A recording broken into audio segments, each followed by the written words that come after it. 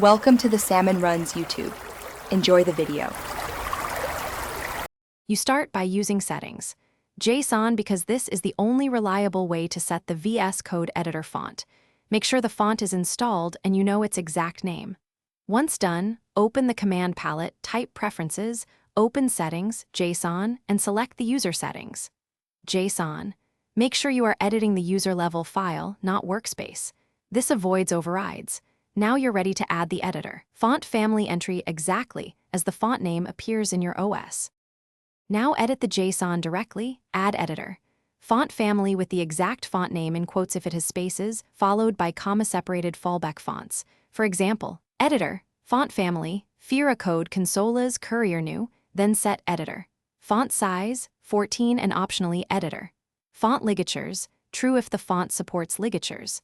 Make sure to include correct commas and quotes. JSON syntax matters.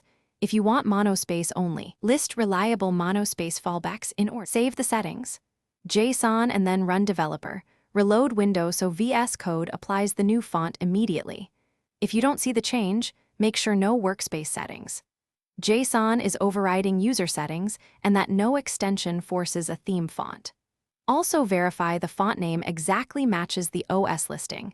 If necessary, reinstall the font or clear the system font cache. One quick troubleshooting step. Open an external editor to confirm the font is installed and the name matches what you put into settings. JSON. Thanks for watching. Consider subscribing if we helped you.